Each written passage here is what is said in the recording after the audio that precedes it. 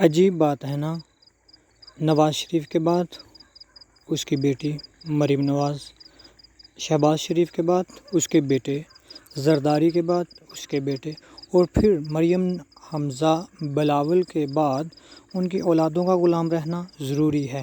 یہ عجیب بات ہے نا، جب بھی سوائے ان کے کوئی حکمران آتا ہے تو ملک میں ہلچل سی مچ جاتی ہے۔ جو ان کے سوا آتا ہے وہ امریکہ کو نہیں باتا اور نہ ہی ملک کی اشرافیہ کو۔ آخر کوئی تو وجہ ہے کہ ان دو خاندانوں کی بادشاہت کو چیلنج کرنا جرم بن جاتا ہے۔ یہ 2 لاکھ کا کوٹ، 10 لاکھ کی گھڑی، 5 لاکھ کا جوتا پہن کر 5 کروڑ کی گھڑی میں بیٹھ کر ہمیں بکاری کہتے ہیں، لیکن ہم پھر بھی اسی تنخواہ پر کام کرنے پر مجبور ہیں۔ کیا وجہ ہے؟ ہم یہ جانتے ہوئے بھی کہ بلاول زرداری ہے، ہم بھٹو کہہ کر نعرے لگاتے ہیں اور نعرے لگانے پر مجبور ہیں۔ آخر کیا وجہ ہے؟ جو یہ 2 خاندان چاہتے ہیں وہی ہمیں کرنا پڑتا ہے۔ ہم 20-25 کروڑ بھیڑ بکریاں جن کو یہ 2 خاندان اپنے مولویوں، سرداروں، وڈیروں کو ساتھ ملا کر ہانکتے رہتے ہیں۔ کیا اب تک مولانا فضل الرحمان کی اصلیت لوگوں کو معلوم نہیں ہوئی؟ کیا اب تک ملکی مفاد کے اس بیانیے کے پیچھے چھپے ان کے عزائم عیاں نہیں ہوئے؟ کیا اب بھی لوگوں کی آنکھوں پر پٹی بندھی رہے گی؟ آخر کیسی بے بسی ہے کہ ہم 20-25 کروڑ لوگوں کی آبادی ان کے ہاتھوں میں ایک کٹ پتلی بنے ہوئے ہیں۔ ہاں جی بالکل، آپ کو سوچ کر حیرت ہوگی کہ یہ سب اس نظام کا کیا دھرا ہے۔ یہ نظام ایسا ہے جو ان چند لوگوں کو تحفظ دیتا ہے، اور یہ چند لوگ اس نظام کو تحفظ دیتے ہیں تاکہ ان کے جتنے بھی اگلی نسلیں ہیں وہ اس میں اسی طرح حکومت کرتی رہیں ہمارے اوپر اور ہمیں غلام بنائے رکھیں۔ یہ اسی لیے اس نظام کو مضبوط اور مستحکم رکھنا چاہتے ہیں، اس کرپٹ انتخابی نظام کو اور اس لوٹ مار کے کرپشن کے نظام کو۔ اور اس میں نہ صرف سیاستدان بلکہ ادارے بھی ملوث ہو جاتے ہیں۔ اداروں کو بھی یہی ایک نظام سوٹ کرتا ہے، کیونکہ اداروں میں بھی تو انہی کے لوگ بیٹھے ہوئے ہیں، اور جتنے بڑے بزنس مین ہیں، جتنے بڑے ہیں سیاستدان، وہ سبھی انہی کے ایک دوسرے کے رشتہ دار ہیں، اور ان کو یہ رکھنا چاہتے ہیں، قائم رکھنا چاہتے ہیں۔ وہ ان کو قائم رکھنا چاہتے ہیں، یہ ان کو قائم رکھنا چاہتے ہیں، کیونکہ ایک دوسرے کے مفادات ہیں۔ وہ ادارے ان کی حکومت کو ختم نہیں ہونے دیتے، اور یہ ان اداروں میں بیٹھے ہوئے اپنے کرپٹ لوگوں کو کسی طرح بھی ختم ہونے نہیں دیتے۔ ان پر کوئی بھی برا وقت آ جائے تو ان کی یہ پشت پناہی کرتے ہیں۔ ہمارا اتنا بڑا ملک، اتنی بڑی آبادی اور اتنے زیادہ وسائل، دنیا کی بڑی زمین ہے، 4 موسم ہیں، گرم پانیوں کے دھانے پر بیٹھا تجارتی جغرافیائی ایڈوانٹیج ہے، ایٹمی طاقت ہے، اسلامی نظریہ ہے، سب کچھ ہے، پھر اس طرح بے حال اور مایوسی کیوں ہے؟ کیا 25 کروڑ عوام ان چند لوگوں کے قید میں رہیں گے، اور یوں ہی یہ جو سونے کے چمچے لے کر پلے ہوئے ہیں یہ عوام کو بکاری کہتے رہیں گے؟ اور کابینہ کے وزیروں مشیروں کے نام پڑھیں تو ایسے لگتا ہے جیسے بندہ سینٹرل جیل کے حاضر رجسٹر کو دیکھ رہا ہو۔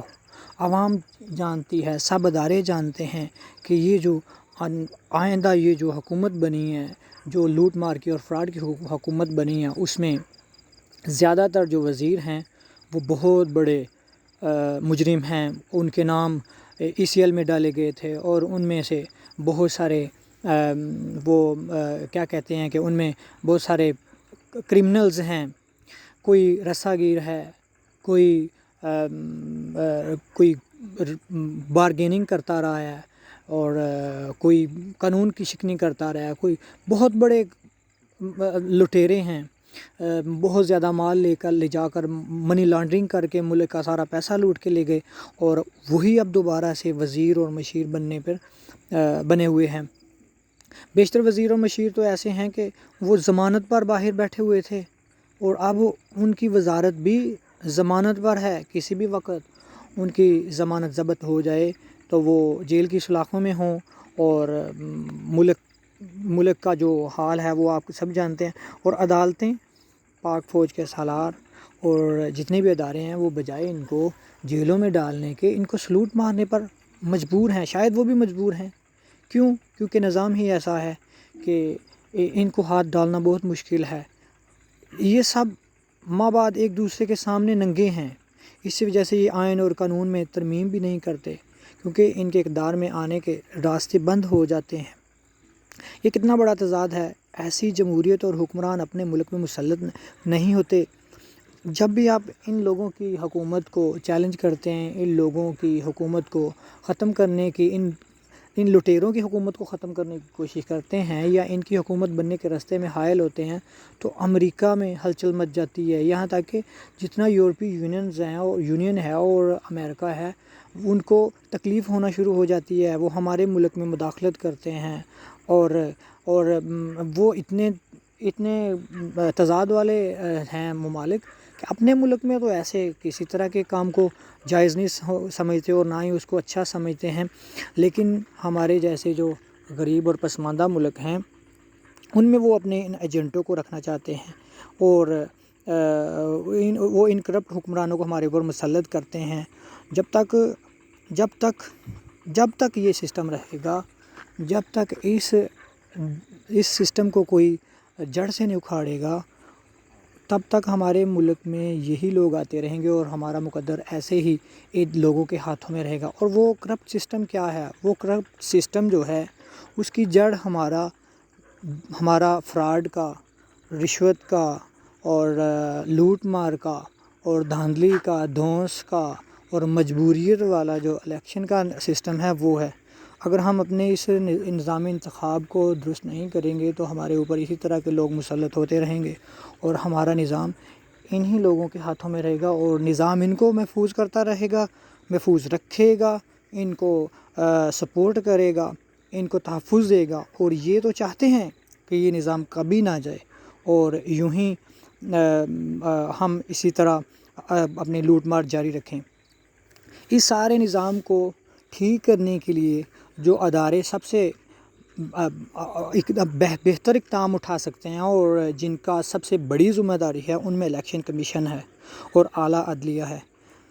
ہمارا اعلیٰ عدلیہ اور الیکشن کمیشن کو یہ ہماری اپیل ہے اور ان سے درخواست ہے کہ آپ خدا را اس لوٹ مار کے، اس ظالمانہ، اس غیر منصفانہ نظام کو ٹھیک کرنے کے لیے سب سے پہلے نظام انتخاب کو ٹھیک کریں۔ ہم وطن میں سن رہے ہیں کہ آئندہ کچھ ماہ میں انتخابات کا دورہ شروع ہونے والا ہے، تو خدا را نئے انتخابات کروانے سے پہلے آپ نظام انتخاب کو درست کیجیے، اور نظام انتخاب کو درست کرنے کے لیے آپ کو بہت ساری ترامیم بھی نہیں کرنی پڑیں گی، بلکہ آپ کو صرف اور صرف آئین کی جو شقیں ہیں انہی کو ان لیٹر اینڈ اسپرٹ امپلیمنٹ کرنا ہوگا۔ اس کے امپلیمنٹ کرنے سے ہی ہمارا نظام انتخاب ٹھیک ہو جائے گا، جس میں 62 اور 63 آئین کی شقیں نمبر ہیں، اور اس کے علاوہ اور جتنی بھی الیکشن سے متعلقہ شقیں ہیں، اگر ان کو آپ اچھی طرح نافذ کر دیں تو ان لوٹ مار اور رشوت ستانی کرنے والے جو لٹیرے ہیں، وڈیرے ہیں، جاگیردار ہیں اور کرپٹ جو مافیا ہے، ان کا راستہ بند ہو سکتا ہے۔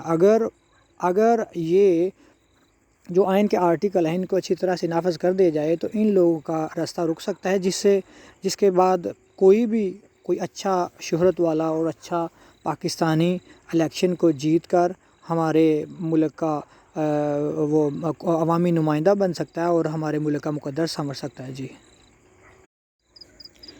عجیب بات ہے نا، نواز شریف کے بعد اس کی بیٹی مریم نواز، شہباز شریف